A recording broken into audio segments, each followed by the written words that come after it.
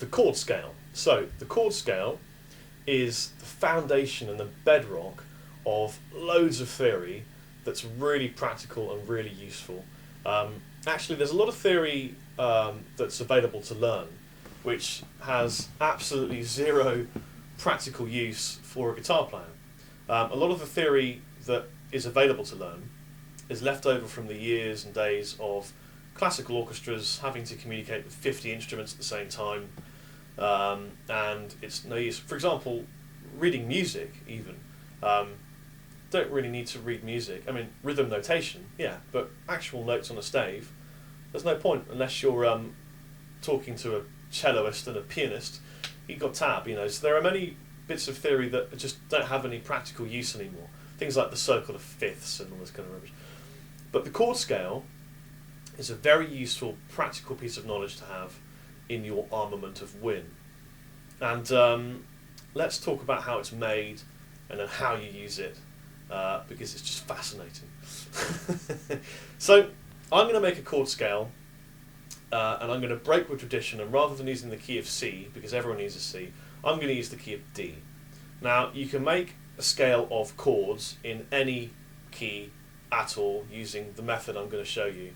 And a really good bit of homework would be to make a bunch of chord scales, plot them out, plan them, write them on a bit of paper, and sort of go through the process of making the chord scale, because that process is something that you'll have to mentally do while you're playing at some point, not necessarily now.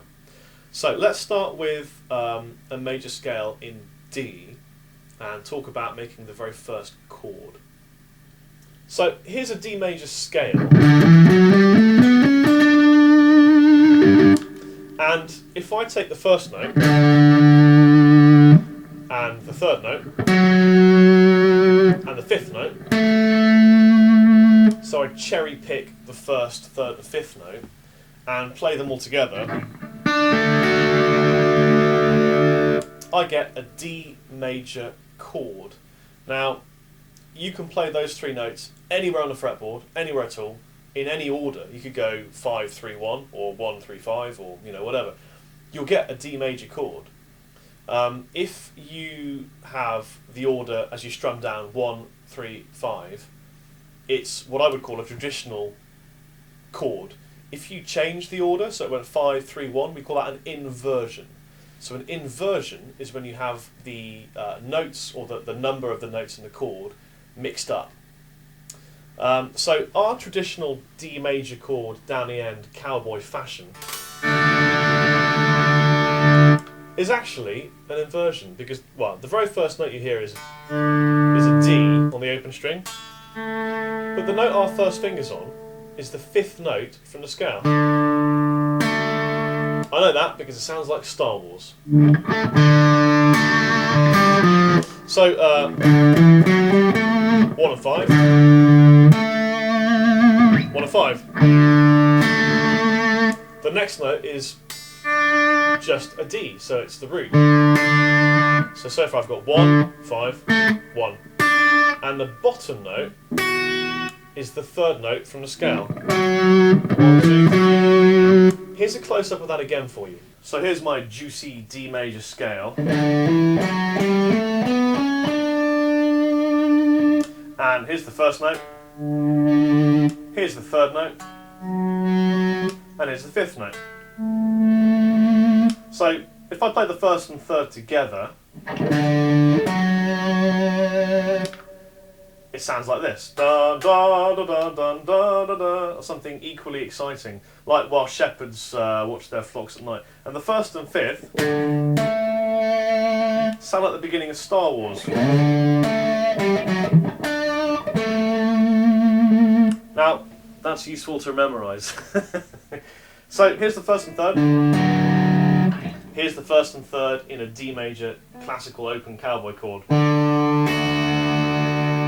So the third's right at the bottom, and the root is on the open D string, or third fret on this B string. So, very briefly, just to recap, what have we done? We've taken a scale, we've taken the first note, third note, fifth note, put them together and played them together as a chord. And we've made the first chord in a scale of chords or a chord scale. Let's make chord number 2. Very simple. You do exactly the same thing. You use exactly the same scale. You don't move the shape or anything. All you do is you start on the second note of the scale and work out 3 notes from there and 5 notes from there. So, here's a close-up of how I do that. So here's my scale again. Exactly the same scale starting on D, but this time we're going to start from the second note and call that our home. So this is an E now. So from this E, I'm going to count up 3 notes. 1, 2, 3. So that's my third note, and then let's do the same thing to get a 5th note. 1, 2, 3, 4, 5. So my notes are... Now this third note, 1, 2, 3, is a minor third. If I bring this forward 1, you can hear it sounds just like while shepherds rest at night. If I bring, and look at the shape too, it's a major third shape, kind of like your G major chord. So if I bring it back, it's a minor third, it sounds sad. So this E chord is going to have a minor third, therefore it's going to be a minor chord, Holmes.